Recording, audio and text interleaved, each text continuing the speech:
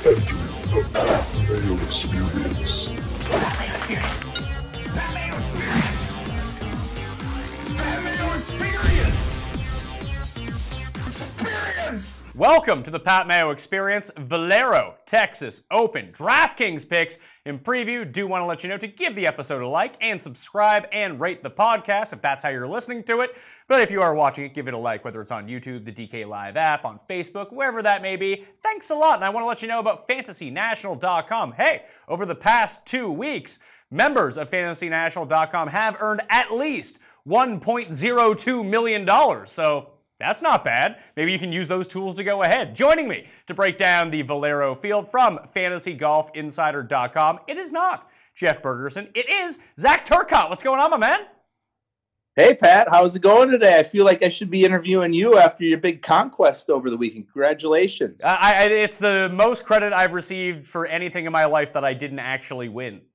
Yeah, it was pretty incredible. It was a lot of fun. I kept thinking about you the whole time. Listening to the radio broadcast there down the stretch, there wasn't anything live televised, but I know that just hearing that guy's voice on every approach shot had to have you up and out of your seat. Oh, he was amped. It sounded like everything was 1 inch away from the cup. It's like, oh, no, Siwoo Kim is 38 feet away from the hole. It's like, man, it's an awful lot of excitement for like a kind of terrible shot. Yeah. It sounded like they had basically they each had almost like a hole in one or a tap, and oh, they're both 30 feet for birdie. All right. Okay, sweet. So, but hey, at least your guy hit his in, so that was exciting. That was a lot of fun. Hey, that's all that matters. So hopefully we can find one of these 1%ers that can win again. Hey, when you have a guy who's 1% and he wins, you tend to win a lot of money. So let's see if we can dig that guy up again, although it only really comes around like once or twice a year. But I didn't have Ted Potter on my DraftKings team, so I had Kadira. So we're good to go. Maybe we can find someone this week. I got a guy at the min price here that maybe he can be that guy this week. Maybe not a winner, but someone who can finish inside the top 10. Valero, we're at TPC San Antonio, and we were talking about this off air a little bit, but what's the one thing you think of when you think of this course? Yeah, it's Kevin Na. Every time people go back to a few years back, and he's hitting out of the scrub and out of the brush, and he put up like a 16 on that one hole. I'm actually surprised he didn't just withdraw from the tournament about halfway through that one. So pretty nasty. There's that, and in 2015, there was the massive windstorms for the morning wave. They kind of dissipated throughout the afternoon, and the morning wave played 4 strokes worse than the afternoon round. And I think only 5% of the people that actually played in the morning round actually ended up making the cut. Carlos Ortiz and Dustin Johnson were the two that actually excelled. Feinberg and I were talking about that Dustin Johnson should have a half win for ending up coming T8 that year, despite the fact that he shot 80 in the first round. But wind is going to play a factor here, always. It's what defends this course. It's why the rough isn't so long. But are you going to T-stack this week? Because I think I am. I'm going to have my picks and the guys that I like. And I looked at the early wind forecast. Now, it's still Tuesday morning, so a lot of this can change. I have a live chat tomorrow at 1:30 p.m. on the DraftKings YouTube page, and hopefully we have a better sense of the weather. But right now, it looks like the PM-AM stack could be the way to go. Not to say that I won't have any on the other side, because, hey, wind is unpredictable, but I think if I'm making, let's say, 20 lineups, I'll probably build 7 with the PM-AM, maybe 3 with the AM-PM, and then let it ride for the rest. What's your strategy when it comes to the wind? You know, when the first thing I always do, I try not to gravitate towards it, especially early in the week. You know, we've seen it shift so quickly and so often at events like this that I think if you get too obsessive over it, then you almost start leaving guys off from the other wave that are going to be good players. So the first thing that I do every week, Pat, is I put together my full player pool, which can be 15 to 20 or so if I'm building 20 lineups, 20 to 25 or so if I'm going for a bigger week in terms of more lineups. And then I will get a real good check on Tuesday and on Wednesday. And then Wednesday night is kind of the night when I'm putting together all of my entries. And that's when I will start to take the pool that I've already chosen. And I think that's important. So make sure it's already guys that you've picked and done your research on, and then start to build towards both of those times. And yeah, for right now, I would say PM AM is looking a little bit better. I probably would build about 20% or so of my teams towards that. But then, yeah, I mean, we've seen the weather shift so often, and you know that people are tending to pay more attention to PM AM.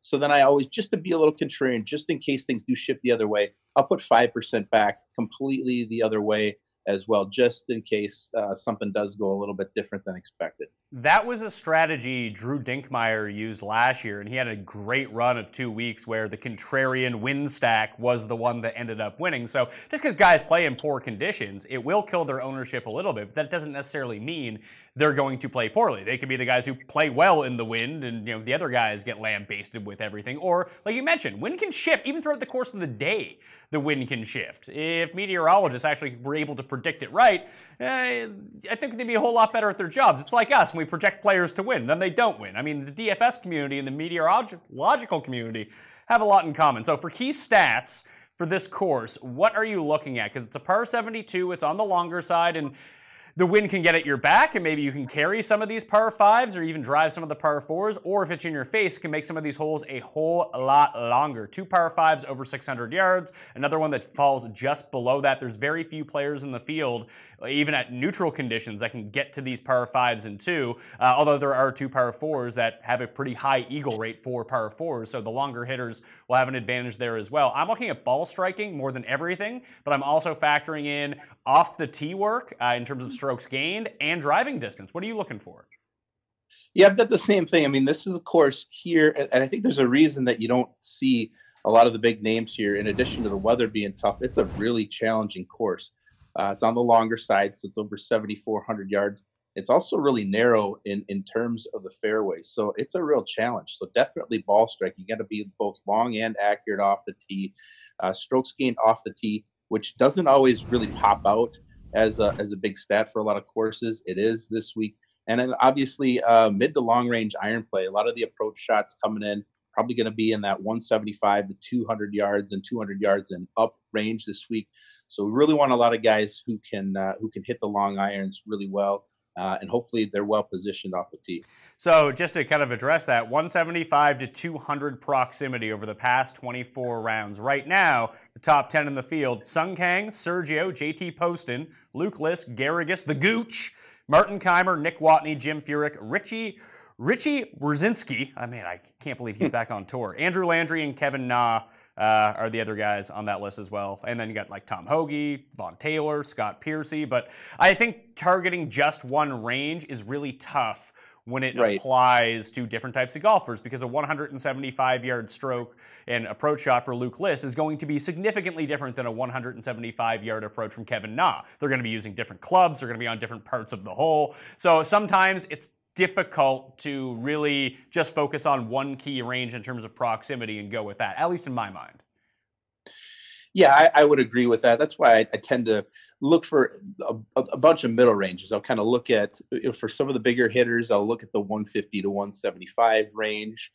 And then overall, kind of for the field, 175 to 200. And then for some of the shorter hitters, more along the lines of the 200 and up side of things to weight as well. So it's really a little imprecise. Obviously, strokes gained approach can help out with that as well. All right, let's dig into the field. Sergio Garcia is the highest priced player. He is a co-designer of this course along with Greg Norman. He is $12,000 on DraftKings. He is the betting favorite. Tee to green, ball striking wise, he has been lights out all season long. The problem is pricing is kind of soft because the mid-range is pretty nice. However, if you spend $12,000 on Sergio, despite the fact that he is by far the best player in this field, it doesn't leave you with a lot of balance. And there's some very good ways to build balanced rosters this week. So what do you do with Sergio? Do you use him in like 20% of lineups? Do you just avoid him completely? Do you go overweight on him? Like, I'm having a tough time figuring out what I want to do with him, because I think he is going to play well. You know, it depends on how many lineups you're going to build for the week. You know, I think if you've got 100 lineups in there, you know, sliding Sergio into 15 lineups is probably not that tough. It's probably not that big of a deal. If you're only going to build 20 lineups, though, I just don't think it makes a ton of sense to put him on one or two. I think in that scenario, you'd rather just be, you know, way overweight, try to get him on 8 rosters or so, and be a little bit contrarian to the field, or else, you know, you just cross your fingers a little bit and make the big fade on him up top.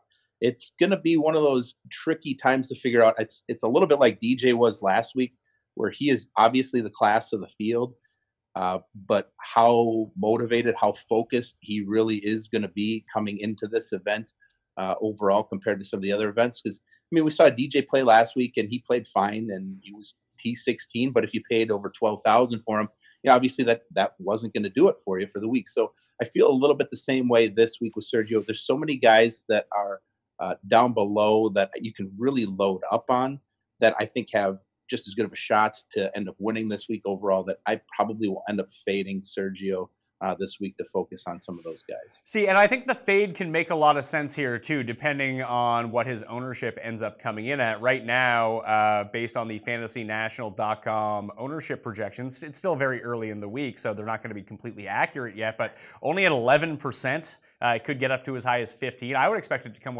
somewhere below that. So I think if I'm going to take a stand on these top guys, whether it's Sergio, then you have the next range, I think I'm more apt to play Sergio potentially.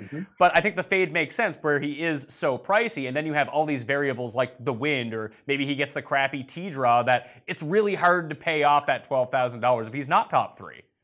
Yep, exactly. I would agree. And it's kind of the same way that I feel about Matt Kuchar up top as well. If we're looking at him, he's a guy who's typically very popular. Obviously last week is another course where he's popular, but for me, he's one of those guys that I have to play based on kind of where he's priced. And for Cooch, he's probably got the widest range of prices of just about any player on tour. We've seen him as low as 7,600 for a major like the Masters, and then we see him weeks like this where he's up near the top of the field. So you've got almost like a $4,000 range, and he's at the low end of 7,600. He doesn't really have to do a lot, in order to pay off that price, particularly with cash games. He just makes the cut and he's good to go. But then he comes up to the top range like this. And for me, I know he's probably going to be there at certain points, but if it's a normal Kuchar performance and he falls back and he's tied for 15th or something along those lines, I don't really feel all that bad about fading him either at this price. Yeah, the price makes a very logical fade, but I really actually think that this week when people look at the very top of the board, they're going to see Charlie Hoffman. He's a former winner of this event. He has the most strokes gained of any player who's played in the Valero field. He plays it like every single season, and he generally plays well in Texas. He is turning into the Matt Kuchar of this week. Like, when we look at ownerships, people are starting their cash games with Charlie Hoffman, not Matt Kuchar. Like last week, everyone started their cash games with Matt Kuchar and then worked their way down. This week, it seems like they're starting at Charlie, and in large field GPPs, I have a feeling that Charlie's going to carry almost 3 to 4 times the ownership of Matt Kuchar. I don't see anyone playing Matt Kuchar. It could make him a really nice top-end pivot and you wouldn't have to allocate that many lineups towards him. Yeah, I mean that could definitely be the case. And he's a guy who you're probably not worried about as far as missing the cut. But for me, and there is some value for that they found within that $7,000 range. I just don't want to risk it for the most part with Kuchar. I'm not comfortable being in on him and hoping that he gives me a top 5 when typically he's more of a top 25 play. So Sergio's at 12, Kuchar's at 11.4, Charlie's at 10.9, then Ryan Moore is at 10.2. I think of those 4 guys, I'll likely have the most Ryan Moore of everyone. Yeah, he's gaining an incredible amount of strokes off the tee lately, which is really surprising for a shorter hitter like him, but he can keep it straight, and that's where it's almost like a mini Kuchar-esque run. He putted well last week at Heritage. We're still on Bermuda. This just seems like a course where you can play really well. Unfortunately, he's very Ander-cursed, which really, really, really worries me, so I won't bet him, but I will have him on DraftKings lineups. Yeah, that definitely that always hurts, as I know all too well in terms of trying to play it to my advantage over the years. But yeah, I mean, if you look at the top 5 here with Sergio, Cooch, Charlie, and then Luke List down below him, I think Ryan Moore should be the obvious contrarian play of that group. So I will definitely have some shares there of Ryan Moore as well. I'm not even sure. I actually think that Kuchar is going to end up being the contrarian guy here. But I guess the name that we need to talk about, the most owned player of the week, I don't want to say 100% because nothing's a guarantee. But if Luke List isn't over 30% owned, I am going to be absolutely stunned. Yeah, he's been on just an incredible run. I mean, any time that you're looking at him in terms of, not just his results, but overall what he's posting as far as just his rolling stats. I mean, he kind of dominates that. I mean, if we're looking at over the last 24 rounds, first and tee to green, fourth off the tee, third approach, number one ball striking. He's even been really great this year around the greens, and his putting has just kind of leveled out. He hasn't been terrible like other years, although last week was not amazing. But overall, just crushing the field. And I think last week was sort of the litmus test, because that was another course where he really hadn't played that well over the years, had kind of a spotty track record overall. And so people kind of backed off a little bit because, RBC Heritage, not really known as a bomber track. So people did stay away. And obviously he killed it. He looked great. So, coming into this week, similar type of situation, just dominance from what we've seen out of him all year. This week, I think that form will be taken more heavily into account than what he's done here in previous years. And I do think there will be a ton of ownership as far as Luke List is concerned. And there should be. Like, no matter how much I changed up my fantasy national model, whether I added some stats, took away some stats, you're going to be hard-pressed to find Luke List coming at worse than second in any sort of statistical model. If you don't include putting. You include putting, then it gets a little bit worse, but I never really do that. I want the guys that get tee to green, and Luke List is the guy that gets tee to green. My only hesitation, actually there's two things. I'm going to be using him. I'm going to be overweight on him. That's not going to be a question. However, if you wanted to fade Luke List, because of the ownership and knowing that he's Luke List, maybe he gets a bad draw, maybe he loses 8 strokes putting, although I think he lost 4 strokes putting in round 1 last week and still ended up coming T3. So if he can just putt average all those weeks, he's going to win by like 5 strokes. But can you make a case to fade him based on ownership alone? Because I think he's too good of a play to do that, but I know that people will, and it might not be crazy. Oh, yeah, I think you definitely can. Anytime you see him approaching, 10,000 and up, I mean, he's still got to do quite a bit to earn his price. I mean, if I told you by Sunday that he finished, T40 or something along those lines, it wouldn't be enormously shocking. I mean, last year, this was a spot where people were starting to get a little bit excited about List. And what do you know? He blew up and missed the cut. So if anytime you have a player like Luke List, then you kind of know what his career looks like. I mean, he's obviously improved dramatically over the last year. He's much more than just the fall player that we've known him for over the last couple of years. But he's still very capable of a blow up at any point. And I think anytime you have a player who you really feel could approach 30% ownership, you have to consider a fade just based on that number alone. The only other thing that I have a little bit of hesitation on, when you look at his top-end results, the 3rd at Heritage, the 2nd at Valspar, the 16th at Valspar, and the 2nd at Honda, those are all less than driver tracks. So he's been taking out hybrids. He's been taking out fairway metals and just hitting every single fairway because he can club down and use his excellent length to his advantage. Now, when you look at the Bombers tracks, he still played well. He played well at Genesis. He played well at, not Genesis. He played well at Torrey. He played well at API. Even at Shell, it wasn't great, but it wasn't disastrous by any means either. So do you think that getting him back in a situation where he's going to have to hit driver all the time is an advantage for him still?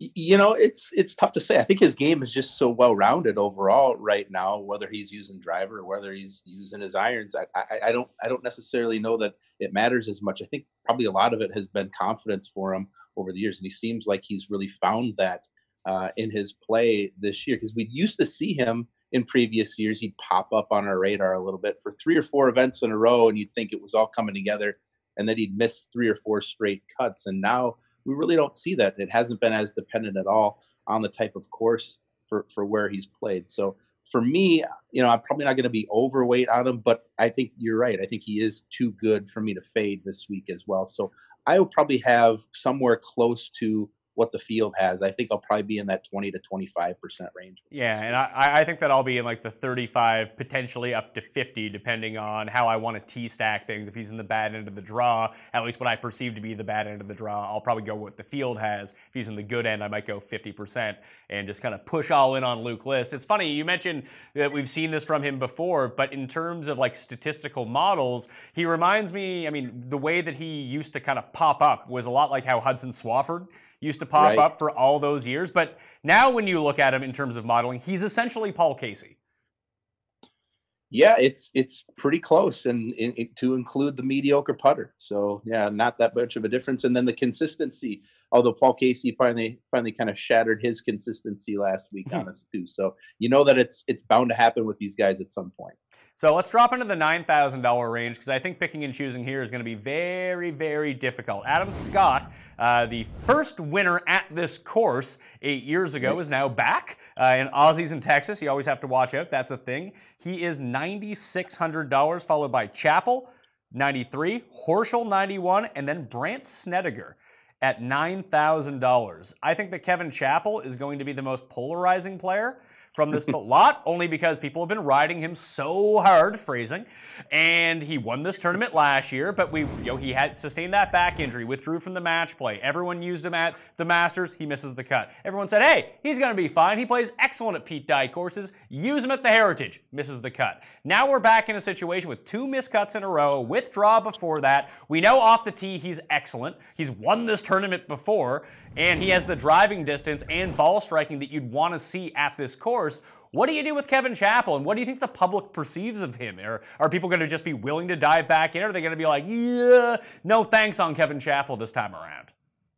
I think it'll be a mixed bag. I mean, I think once the fact that he's here, I mean, this is the 3rd week in a row that he's played, so you have to believe at this point that the back injury has to be pretty minimal. I mean, obviously, you'd think he'd fight through it to play at the Masters. That's obvious, but if it was really a big issue there, he probably wouldn't play the week after. And if it was still an issue, I can't see him coming back for a 3rd week in a row to continue to just pound away at it if it was bothering him. So I don't think it was the back that was giving him trouble. I'm not sure if you follow him or not on Twitter. He seemed to take the missed cuts at least a little bit in stride. He had some kind of funny little videos to describe his play along the way. So he didn't come out and say, it was my back, or it was something injury type related that bothered me.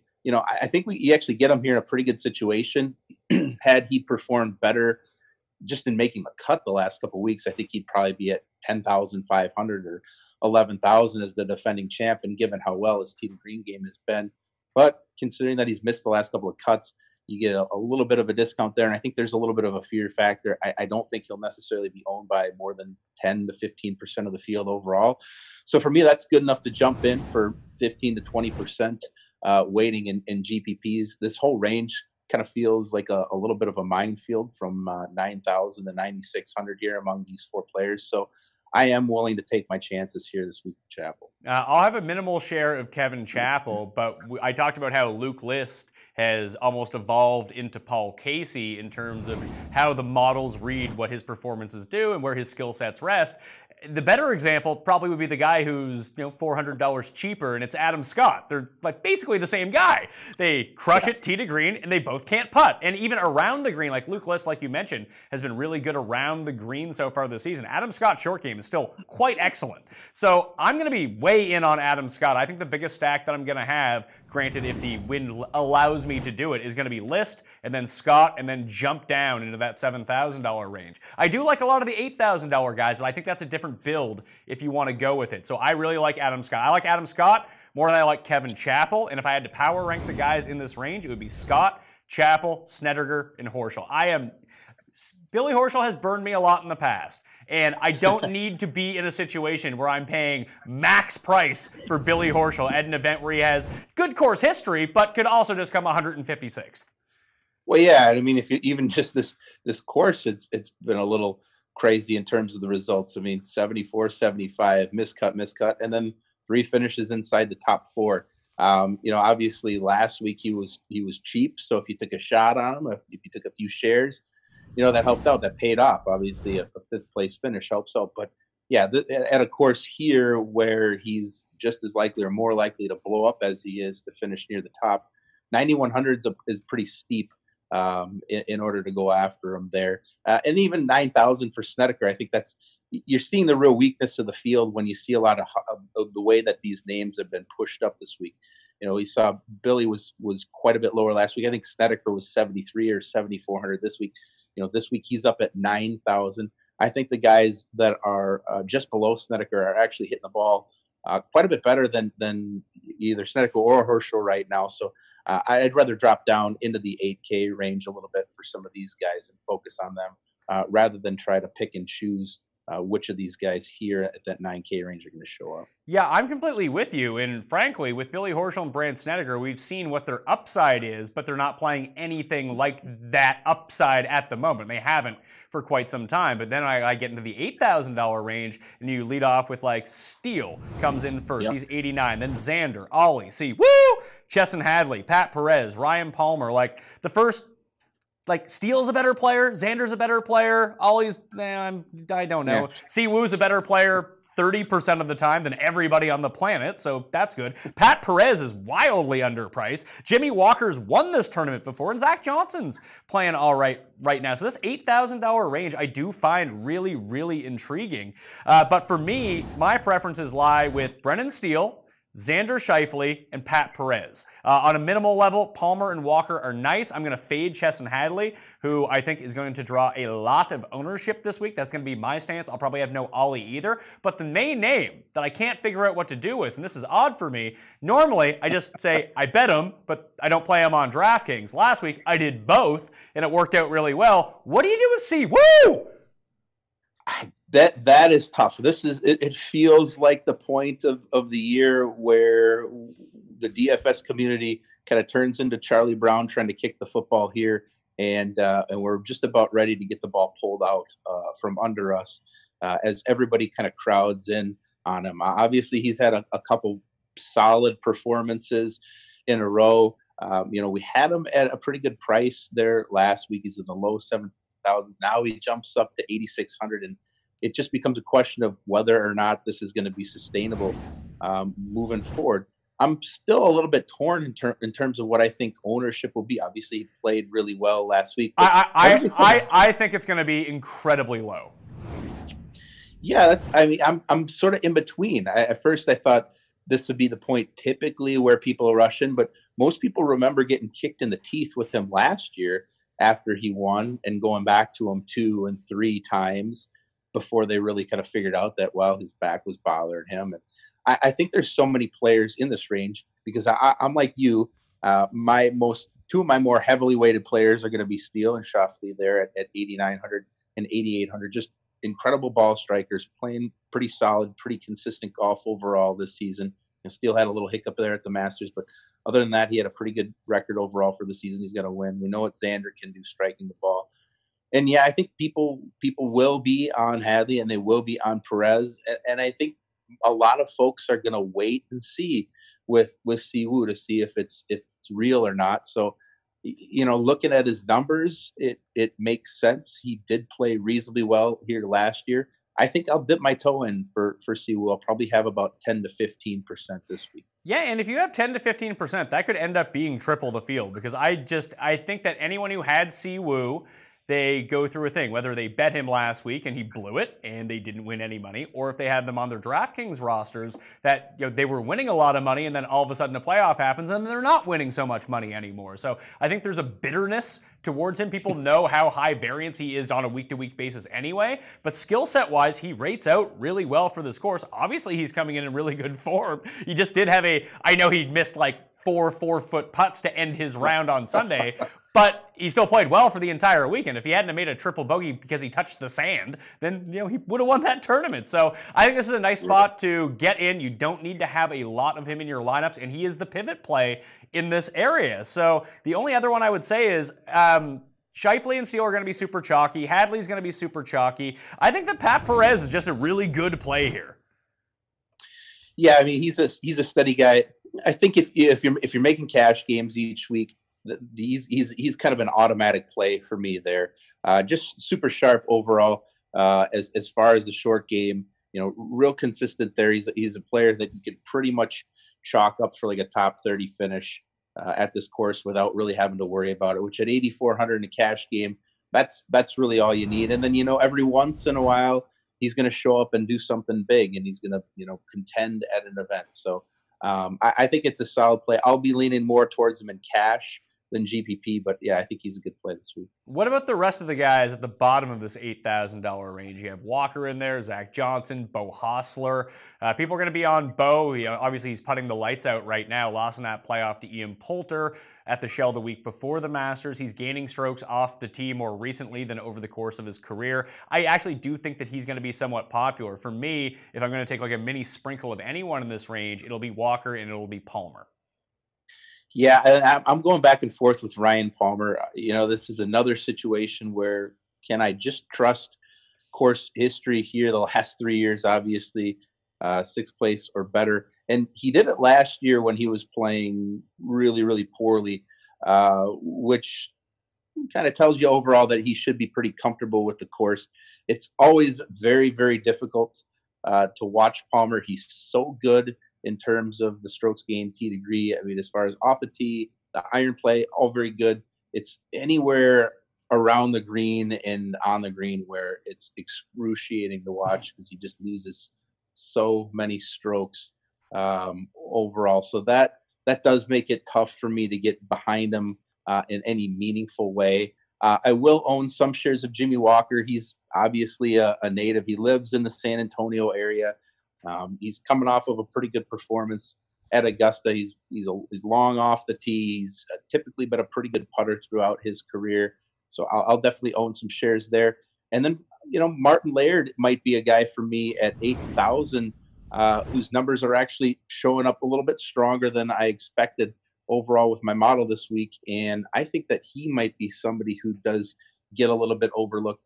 If we look at what he's done tee to green, he's actually been very good. And his not really a guy that typically you would think about in terms of his short game, but over the last 24 rounds, he actually ranks second in my model in strokes gained short game, which combines around the green and putting for the week. So, at 8,000 right there, he may be a little bit of a contrarian play, a sub 10% owned guy who has the potential to do some things for you this week. Former winner of this event, too, and we know that when the conditions get cranked up to 11, Marty Laird, the Scotsman, he can play in the wind, so that's always something to watch out for. So in the $7,000 area, and we go down a little bit, who are some of your favorite plays from down here? Because I look at it right away. I like Keegan at 79. This just screams Keegan course. I really like JB Holmes at $7,800, and Jamie Lovemark just rates out so well for me that I kind of have to use him at 77. Yeah, Jamie Lovemark is the top name that I've got highlighted on my list. He's been playing great of late, and for him, it's another one of those situations where typically very good tee to green, kind of not so good in terms of his putter, but one of those guys where if he can just get his putter up to being average, which he really has over the last couple of months, then the results start to come along as well, and we've seen that with a number of top 25 finishes. And so 7,700 there is a really good price. I'm a little bit intrigued in terms of going back to, and this one's going to be cringeworthy, but of going back to Kevin Na at 7,800. And almost because of what we talked about at the very beginning of the show. The first thing that you think about with Valero is Kevin Na's 16 that he took trying to get his ball out of the brush and out of the scrub. So when you think about that, it's already kind of giving you a very negative feel on Kevin Na for this event. And then people just in general don't like Kevin Na to begin with. But he's actually had a couple of decent finishes here since that blow-up hole overall. I can't see anybody owning him after he blew up again last week. He's withdrawn on people this year. If you own 10% of him this week, you're going to be pretty much by yourself because I think he's probably going to be around 5%, 6% overall. So for me, that's a little bit intriguing right there. Kevin Streelman down at 7,700.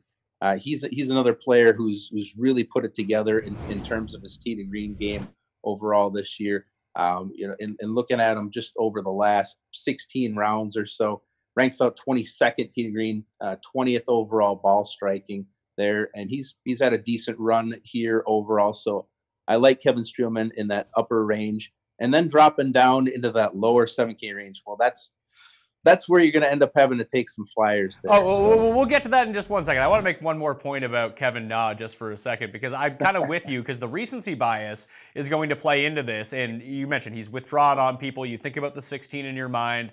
And I know I had a good week last week, and I think a lot of people can speak to this too. If Kevin Na had just made the fucking cut, then it would have been a much better week for a lot more lineups. Now, maybe having him boxed out of the field really worked in my advantage, but I had a lot of Kevin Na. And I'm kind of with you. I don't want to play him here. Like, I just look at it like, I'd rather play Keegan. I'd rather play JB. I'd rather play Lovemark. I don't know if I'm going to use Streelman or not, but I'm going to use some Surrey in my lineups at 7,600.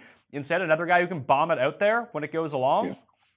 But he's the other guy I'd use, and the only other really intriguing name to me there is Chris Paisley coming over at $7,600 from the European Tour. Now, he's primarily over to play next week at the Zurich with Tommy Fleetwood, but Paisley is someone that I did a deep dive into and being like, does he really set up well for this course? And frankly, I don't think he does. He doesn't really hit all that long off the tees outside the top 100 in terms of driving distance on the European Tour, and he's like first in putting. Now, if he brings that putter with him and he puts the lights out, sure, why not?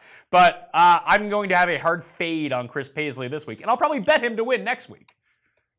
Yeah, I would agree with that. I think if he were down at like I think he should probably be priced a little bit lower. I mean, when we look at our odds versus pricing metrics each week, he actually has kind of a negative metric overall. Which tells you that he's priced a little bit too high on DraftKings versus where his odds are overall, which leads me to stay away. Also, given that we really haven't seen him on U.S. soil playing, even though he has had a pretty good run here of late through this year, still relatively unproven overall. So, yeah, I think there's probably other names that you can look at there instead. Surrey is a name that I think will probably be pretty popular. I think you could even look down, Dylan Fratelli. He played his college golf in Texas. He's another guy who can hit it pretty well. So I think there's another guy that I would take a shot on, probably in that range instead too. Well, the other guy that I'm going to take the shot on down there is Sharma. Everyone was all hyped for Sharma like a month ago, and everyone hates his guts. But I think that Paisley might carry more ownership than Sharma, and that just seems strange. At least Sharma's been over here. He's really good off the tee. He can dial in with his iron. So I think that he's someone who's just completely off the radar of everyone now. And if you're looking for someone to take away some of the ownership, because I like a lot of the chalkier guys this week, I think that there's a reason that everyone's kind of on the same guys. Sharma's flying under the radar, so I'm going to have some exposure to him. Yeah, I think that's pretty fair. I mean, if you look at what's happened to him, obviously, coming off of the miscut at Augusta, they missed in Houston as well, but really no shame in missing at Augusta. Plenty of first timers struggle there. Before that, we'd actually seen a pretty good spark out of him with a couple of top 10 finishes coming over. So I don't think you don't really have to own that much of them. I think 5 to 10% right there is going to get you plenty above the field, because I think the field will probably be only in like the 3% range. Maybe for Sharma this week. So if you're at 10, you're triple the field. I think that's plenty. So of the $7,000 to $7,500 range, you mentioned Fratelli. I'm going to be off Fratelli. I just don't see it with him. Maybe I'm just off on an island, but everyone really does seem to like him. But not for me. I think that's an easy fade. The guys that I'm going with: Keith Mitchell, Grayson Murray, Aaron Wise, Brandon Harkins, Trey Mullinix. Those are my guys. All right. Well, yeah, I think I've got most of those guys highlighted as well. I think that if I didn't mention Keith Mitchell on the show, I know Ryan Bariff would come after me. He's one of those guys that has been showing up really well of late. He had a couple of top 10 finishes there. He's a guy who gains quite a bit of strokes in terms of his off the tee play. So I think he's definitely in play. I do have Aaron Weiss highlighted as well. I think he's had a pretty good season overall. He's been coming up. Grayson Murray is one that I would expect to perform well here. And a couple other guys that showed up on the model for me when I ran it. Scott Piercy, his numbers are just undeniably good. 7,400 seems like a really good price. Just in looking at him, I've got the last 16 rounds that he's played numbers up. Strokes gained tee to green within this field, number 6 overall, number 3 ball striker overall. So I definitely like that. And then even though he hasn't played well here, Nick Watney's actually been really consistent overall this season, and his numbers have been pretty solid across the board as well. So I think he's another dart that I'll throw at 7,300 in addition to some of those names that you mentioned as well. Yeah, Nick Watney, 16th off the tee in terms of strokes gained over his past 24 rounds and 6th in driving distance against this field. And just that's not something that even would have occurred to me that Nick Watney's playing well. No, it's not 2012. This can't be a thing. But yeah, that's not a terrible play to go. I would, of the players that you kind of talked about like that, I think I like Mullenix the most. I think that he might end up becoming kind of chalky. He's trending towards that. Keith Mitchell as well are just buzz names right now. Tom Lovelady is another one who's down at $7,100 that I think people are going to get behind. But I really do like Mullenix. He's best in this, tops in this field in terms of driving distance gained. He's great off the tee, and he's starting to play a little bit better too. Yeah, I would agree with that. He is a name that I highlighted. The last couple of times that he's been out, he's had top 25 finishes. He ranks out really well in terms of his price, down at 7,200 against his odds. So that's always a pretty solid metric. So he was a guy that I think 5 to 10% will be on this weekend. I am expecting him to play well. And then a couple other guys that I do also like down there. You know, Kevin Tway down at 7,000. He was third here last year. He hasn't broken through this year and had like that real big weekend where he's just contended all the way through.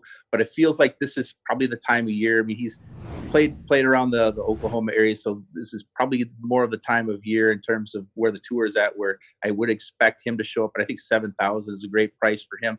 And then Abraham Answer at 6,900 there. He's been great the last few times out.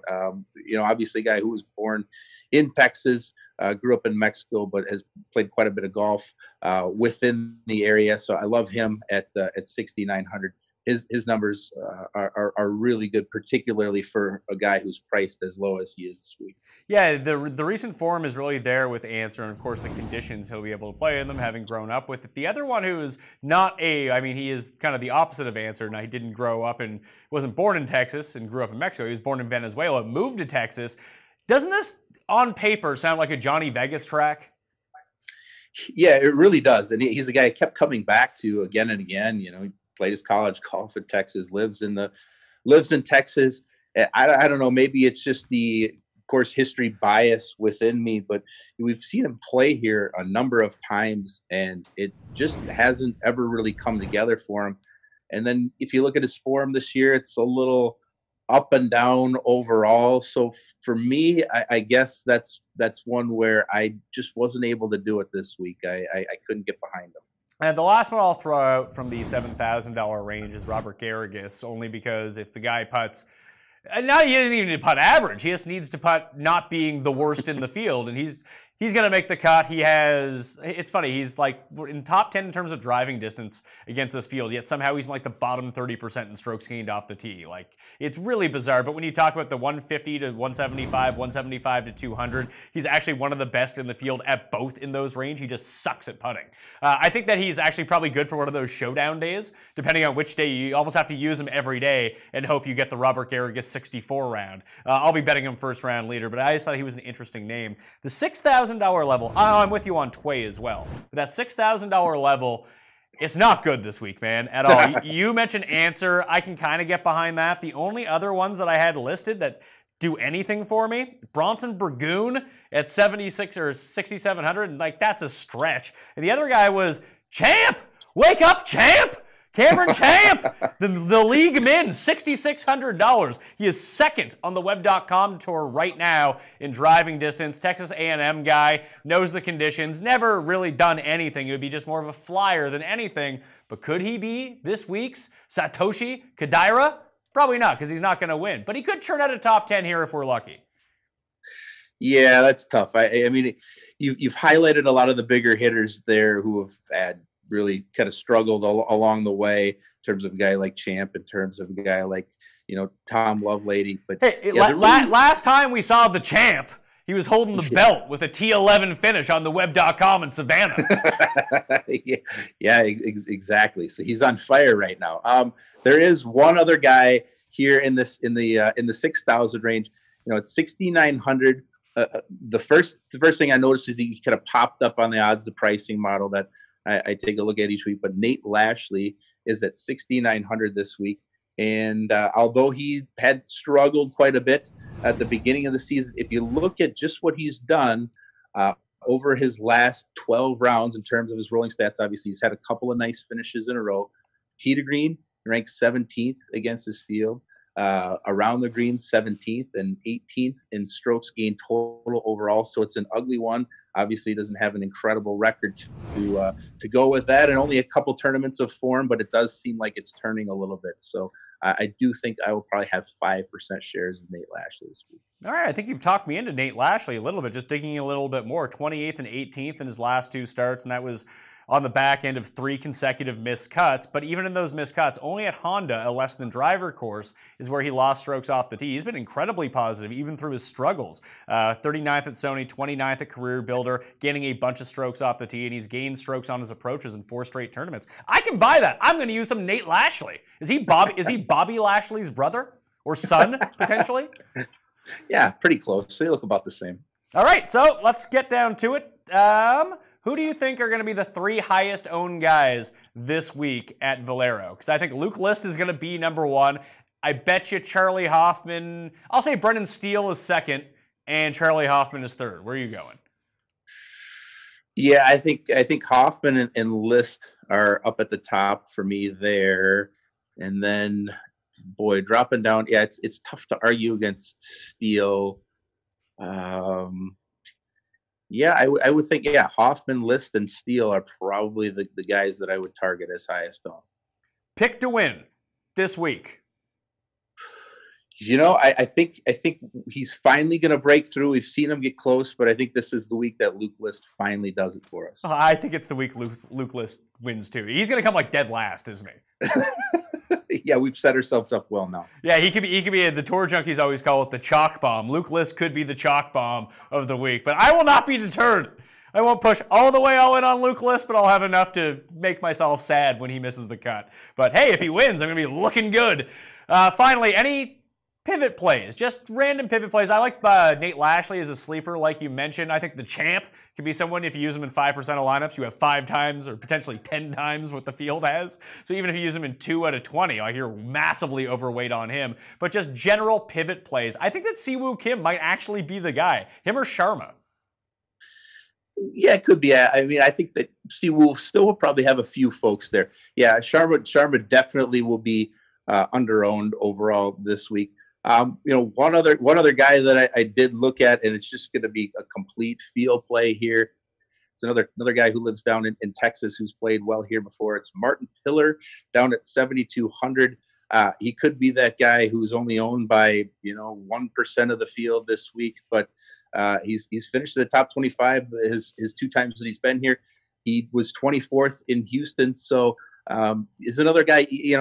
Obviously, I'm not giving him like a wild endorsement. I'm not saying to go spend all your money on him, but if you're looking for ways to differentiate and you're going to build a ton of lineups, I would throw him on to 1 or 2 teams there just to take a shot. Yeah, and he's at $7,200, and he falls right in between like Grayson, Harkins, and Mullinix, all 3. I don't know if they'll quite. Some of them will get to double digits. I'm not sure which one it's going to be, but like 2 of those 3 could be like 11 to 12% owned if you did want to like fade some of that ownership and pivot off of them. That could be a move. It's not something I'm going to do, although he does a top 5 finish at this tournament in the past. He's just so short that I find it really hard to pull the trigger on him.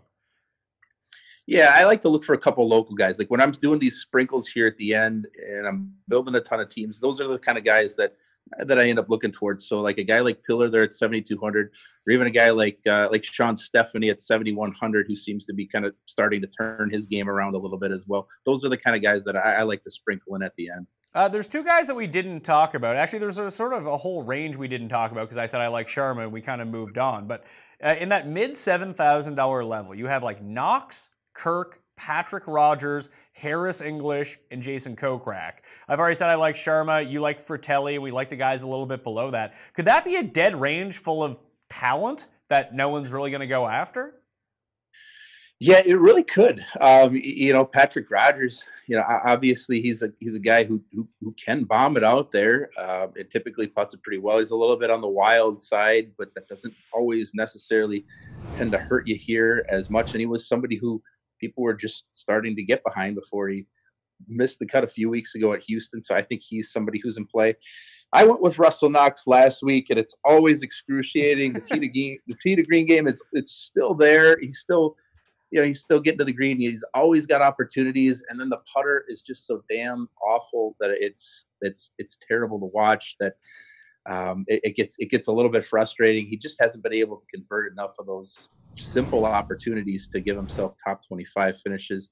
So he's a guy that I'll probably stay away from, although I do think he'll make the cut this week. Kirk is interesting. He's been a little bit up and down. He's a guy that Jeff really liked at the beginning of the season. He was looking for a little bit of a revival there. And then the other guy that we didn't mention at 7,500, Brian Gay. He's actually had a pretty good amount of success. Not the biggest hitter overall, but pretty quality short game. A guy who just pops up every once in a while for streaks every year. We'll have 2 or 3 top 10 finishes. So this could be another spot for him too.